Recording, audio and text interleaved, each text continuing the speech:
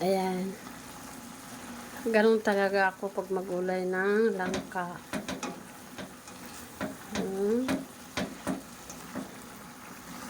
Di ba wala na siyang tubig?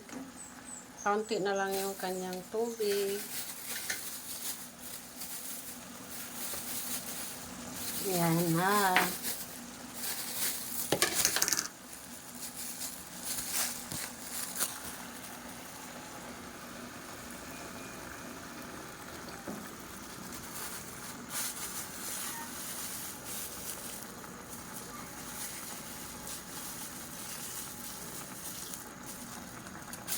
Yan.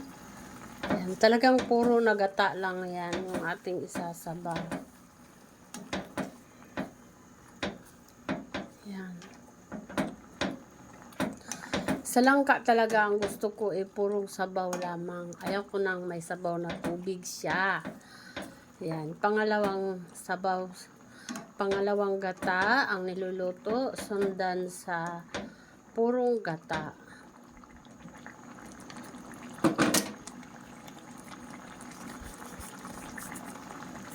Ayan. Nilagyan ko na ng kaunting salt.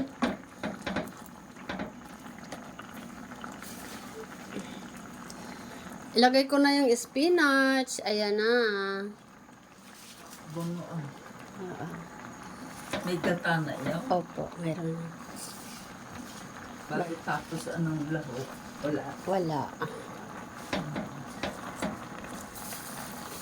Yan. At ilagay na natin itong ginisa mix lamang. Ayos eh. Ayos eh. Siyang tutulanin mo. Ayan ang ating langka. Siya lagyan kung sa ano pa yan na bago. Walang bago eh. Walang bago di ba? Dito tayo sa luma. Sa amin kasi may gulay kasi na bago na eh. Yun yung hinahalo sa langka. Ayun. O di ba napaka-sticky niya. Yan yung masarap sa May gulay. napimili din sa inyo doon. Lugay gulay na langka. Ay, hilaw. Ay, hindi yung binibili sa amin. Hinihingi lang yun. Madami kasi sa amin. Yeah. Di yan sa amin. Sa tao may namimili yung aking pamangkay, yung aking pinsan. Ayan. Tapos binibinta niya. Oo. Sinasakay sa bus. Masukay niya ang bus. Yung dinadala din. Ayan na. Ang gulay na langka. Alam na ng May I mga taste? bus kung saan dinadala.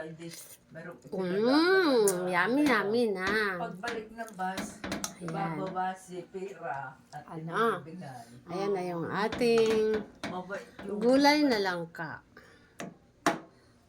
Ayan. Thank you so much for watching to all my followers and viewers. Thank you, thank you. Bye-bye.